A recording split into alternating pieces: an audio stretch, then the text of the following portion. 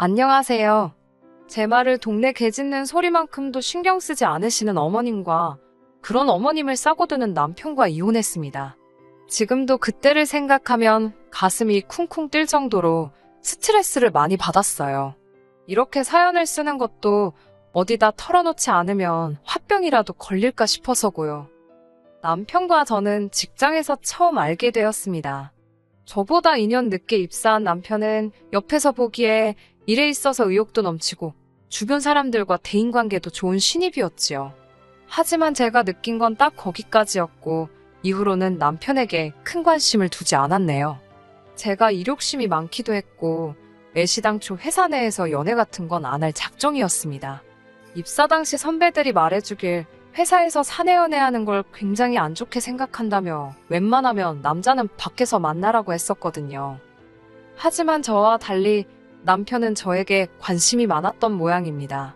처음부터 저한테 대놓고 들이대는 건 아니라서 잘 몰랐는데 언젠가부터 주변에서들 남편이 저에 대해 묻고 다닌다며 귀뜸을 해주더라고요. 그러다 제가 이직을 하게 되었고 남편도 그 소식을 들었나 봐요.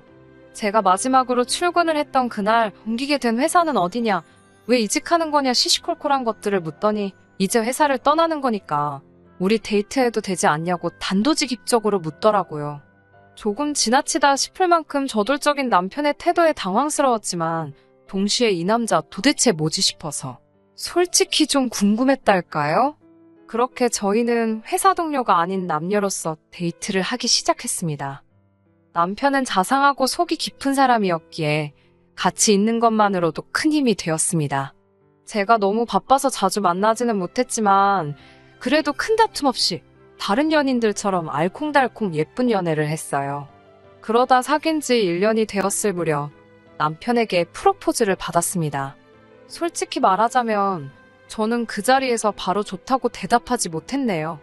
남편을 사랑하는 마음과는 별개로 제 커리어에 대한 욕심 때문에 지금 바로 결혼을 하는 게 맞는 건지 쉽게 결정을 내릴 수가 없더라고요.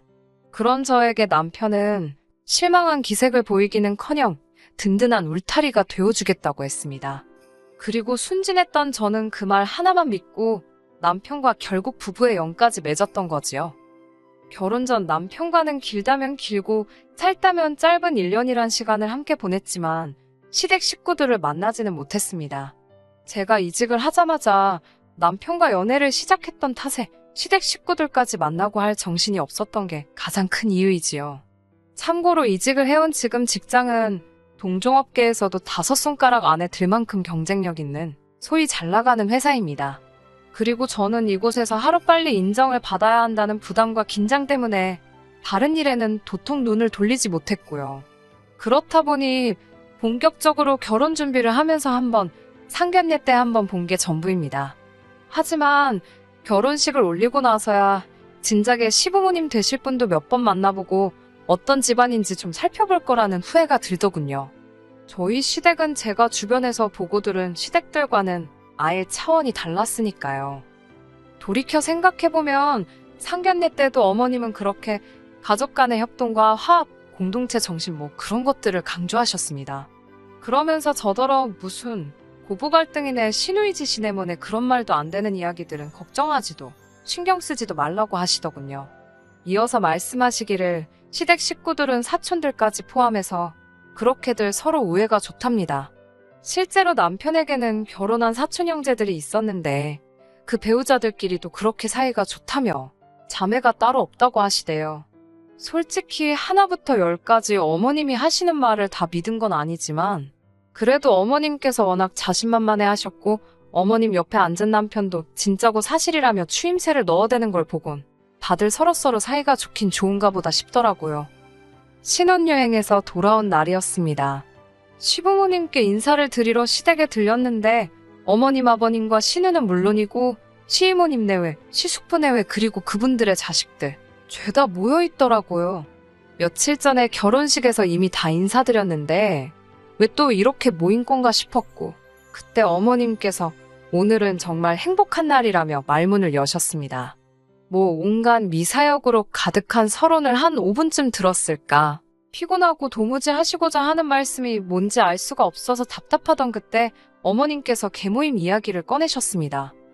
어머님께서 말씀하신 계모임이란 매달 한 사람당 20만 원씩 걷어서 가족 간에 돈이 필요한 사람이 있으면 융통할 수 있도록 도와주기도 하고 그러는 거라 하셨지만 굳이 왜 가족 간에 금전거래를 해야 하는지 싶더라고요. 제가 만약에 돈이 필요하지 않은 사람은 안 해도 되는 거냐고 물었습니다.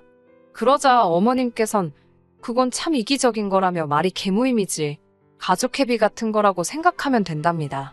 실제로 그 돈으로 가족끼리 모여 외식도 하고 여행도 다니고 그런다고요. 남편에게 이런 모임이 있다고 왜 말하지 않았냐 물으니 자기는 다른 집들도 다 이런 줄 알았답니다.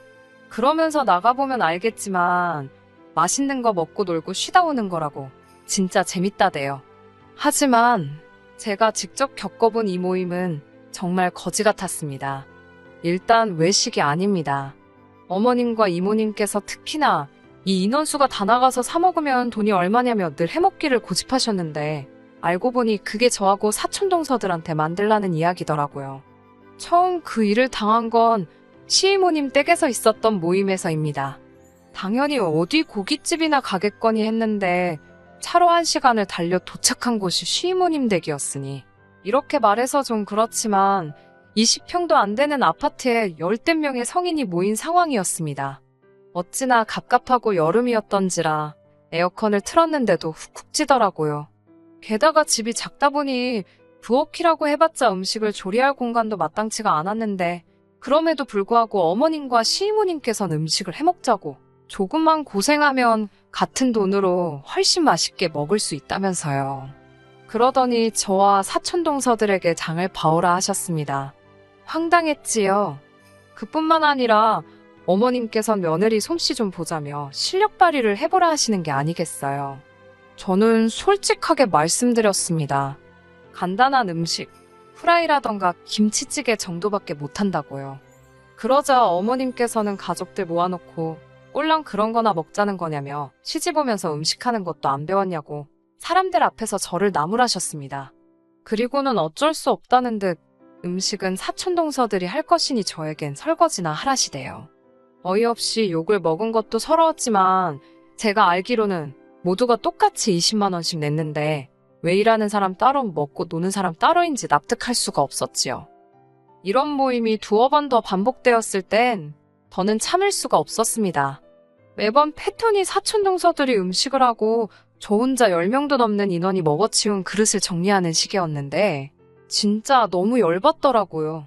가뜩이나 내키지도 않는 모임인데 어거지로 끌려와 일만 한다고 생각해보세요.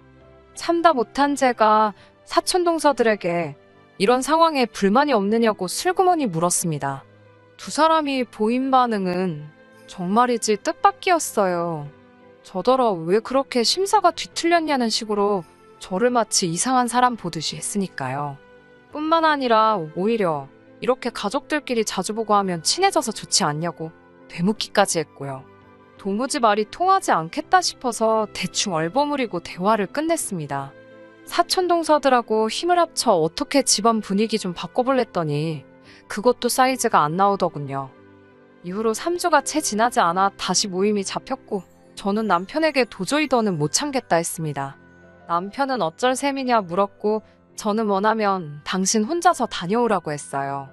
나는 회사 일도 바쁘고 친정부모님 만나기도 힘든데 한 달에 한두 번은 꼭 시댁 식구들하고 어울려야 한다니 너무 스트레스라고 솔직히 털어놓았지요.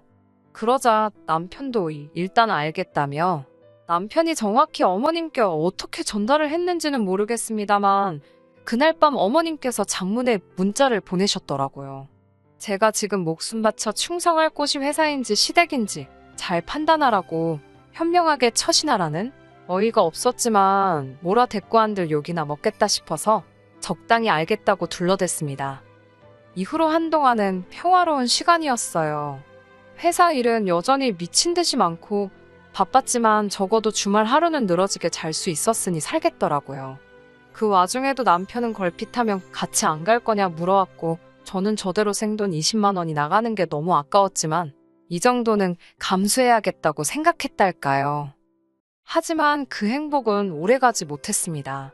사건의 시작은 재택근무예요. 얼마 전부터 회사의 몇몇 부서가 재택근무화 되었는데 제가 소속된 부서도 그중 하나였지요.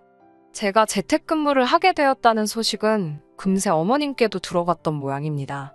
어머님께서 전에 없이 들뜬 목소리로 연락을 해오셨는데 연신 잘 됐다고 그러시더라고요. 그리고 어머님이 그토록 좋아하셨던 이유를 알게 되기까지는 오랜 시간이 걸리지 않았습니다. 제가 재택근무를 시작한 이후로 어머님께선 하루가 멀다 하고 연락을 해오셨고 걸핏하면 여기 가자 저기 가자 시댁에 오라가라. 참다 못한 제가 재택근무도 근무라고 말씀을 드렸지만 어머님은 어쨌든 집에 있는 거 아니냐며 뭐가 문제냐는 식이셨어요. 혹시 어머님께서 재택근무가 뭔지 모르시나 싶어서 저는 재택근무가 뭐고 어떻게 돌아가는 건지 조근조근 설명을 해드렸습니다만 어머님께선 그런 어려운 소리 당신은 못 알아듣겠답니다. 컴퓨터만 켜놓으면 쥐들이 어떻게 아냐고 우기시는데 저는 어떻게 설명해야 할지도 모르겠어서 집 밖으로 나가면 회사에서 돈을 안 준다고 그냥 그렇게 말씀드렸습니다. 그러자 어머님께서는 오기 싫다는 소리를 아주 어렵게도 한다면서 잘 알겠다고 저더러 핑계도 좋다고 빈정거리셨지요. 기분은 찜찜했지만 적어도 이 정도 했으면 어머님이 더는 저를 괴롭히지 않으실 거라 생각했습니다. 그런데 다시 한 2주쯤 지났을까 어머님께서 이번 개모임은 저희 집에서 하기로 했다고 통보를 해오셨어요. 저는 당연히 안 된다고 말씀드렸습니다. 집에서 일을 하다 보니 업무에 관련된 자료도 집에 너무 많이 와 있었고 이걸 지금 다 치울 방법이 없다고 차라리 식당으로 가시면 제가 어느 정도 보태드리겠다 했습니다. 하지만 어머님께서는 너야말로 네 시애미 체면은 생각도 안 하냐면서 당신 형제들 보기가 남부끄럽답니다. 시이모나 시삼촌 자식들은 사위고 며느리고 다 와서 하하호 즐겁게 어울리다 가는데 저만 왜 이렇게 삐딱선을 타는지 모르겠다고요.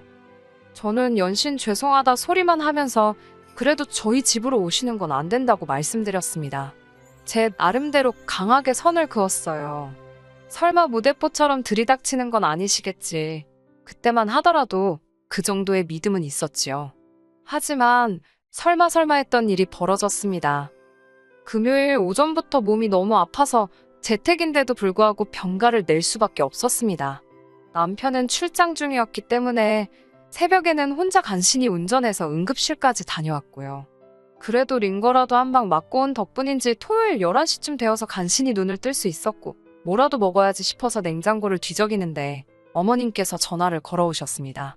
1시간이면 도착하신다며 손님 맞을 준비를 하라나요. 황당하고 어이가 없는 상황에 뭐라 할 말도 없었지만 이대로 당할 수는 없었습니다. 무엇보다 당신 아들도 없는데 도대체 왜 저희 집에서 모인다는 건지 이해를 할 수가 없었지요. 시간을 확인할 새도 없이 남편에게 전화를 걸었습니다. 그런데 남편에게 상황 설명을 하니 무슨 재밌는 이야기라도 들은 듯 웃더라고요. 제가 장난하지 말고 빨리 어머님께 전화드려서 돌아가시라고 하라고. 지금 1시간 내로 수습할 수가 없다. 집도 너무 지저분하고 나 오늘 정말 아프고 피곤해서 음식 못한다고. 그런데 남편이 한다는 소리가 일단 진통제라도 먹으랍니다. 가족들을 헛걸음하게 할 수는 없지 않냐면서요. 남편이 진짜 말이라도 내가 어머님께 잘 이야기해보겠다. 일단 몸부터 챙겨라 이런 식으로 했다면 저희가 이혼까지 하는 일은 없었을 겁니다. 하지만 남편의 어이없는 반응에 저도 정말 화가 나더라고요. 저는 절대로 안 열어드릴 거라고 헛걸음 하시든지 말든지 나는 모른다고 분명히 안 된다고 했는데 왜 들이닥치시는 거냐고 소리를 질렀습니다. 남편은 왜 자기한테 난리냐며 그러면 저더러 알아서 막아보랍니다. 제가 안 열어드리면 자기가 비밀번호를 알려드릴 거라면서 일 크게 만들지 말라나요. 그리고 자기도 지금 출장 중이고 일하는 중이니 이런 일로 연락하지 말라대요. 식구들 챙기고 하는 건 며느리가 할 도리 아니냐면서요. 남편의 개소리를 듣고 있으니 내가 뭐에 씌어서 이런 인간이랑 결혼을 했나 싶은 회의감이 밀려왔습니다. 저는 일단 현관 비밀번호부터 바꿔버렸어요. 그리고 어머님께 전화를 드렸습니다.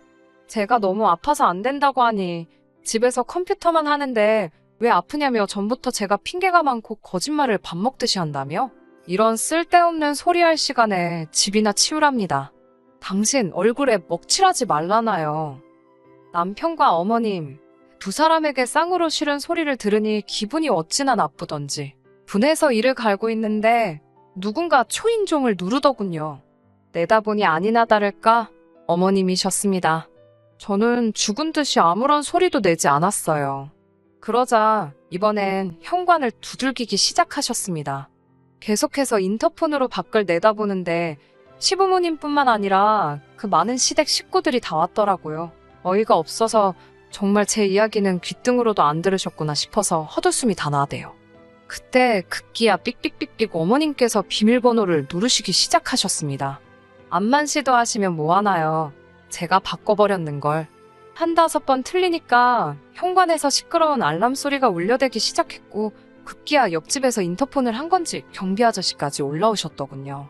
전 계속 아무 소리도 내지 않고 있었습니다만 어머님의 쩌렁쩌렁한 목소리 덕분에 상황이 어떻게 돌아가는지 파악이 다 되었습니다. 경비 아저씨께선 여기 거주하시는 분도 아닌데 이러시면 안 된다. 경찰 불러야 한다고 경고를 주고 계셨고 어머님은 내 아들 집이라며 고래고래 소리를 지르시고 그렇게 한한 시간은 지났을까요? 실랑이 끝에 다들 포기하고 돌아가는 것 같았습니다. 그때 어머님께서 또다시 전화를 걸어오셨고 이번엔 받았지요. 어머님께서 다짜고짜 저더러 지금 이게 뭐하는 짓이냐며 욕을 하시길래 전 지금 집에 없다. 제가 분명히 오지 마시라 하지 않았냐고 받아쳤네요. 그러자 세상천지 저 같은 며느리가 어디 있냐며 저더러 패급 며느리랍니다. 공짜로 줘도 안 데려다 쓸 며느리라나. 그러면서 제가 당신 얼굴에 똥칠하고 식구들 시간 낭비하게 한괘심재라며 이번 회비로 100만 원을 내라시대요.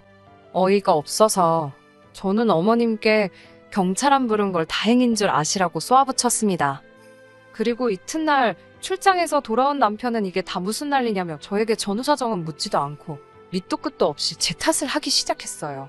어머님이 아기가 있어서 그러신 것도 아니고 이제 제가 한 가족이 된 만큼 다른 식구들하고 친해졌으면 하는 마음에 그러시는 건데 그거 하나 못 맞춰드려서 이 소동을 일으키냐고요.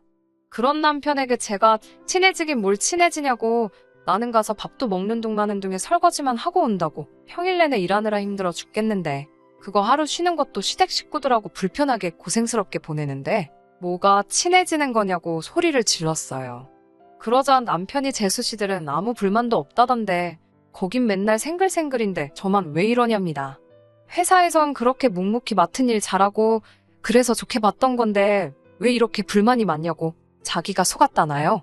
그러면서도 이 개모임에 아무나 들어오는 거 아니라고 우리 가족이라는 걸 인정해주는 거라면서 영광스럽다 생각하면 안 되겠냐입니다. 영광 같은 소리 안에 저도 모르게 그런 말이 절로 나왔습니다.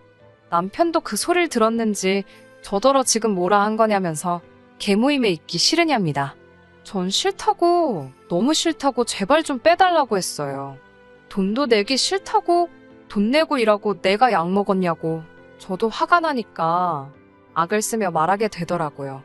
남편이 한참 듣고 있더니 그럼 이혼하자입니다. 자기는 제가 이렇게 불만이 많고 가족 간의 불화를 야기하는 걸 가만히 보고 있을 수는 없다나요?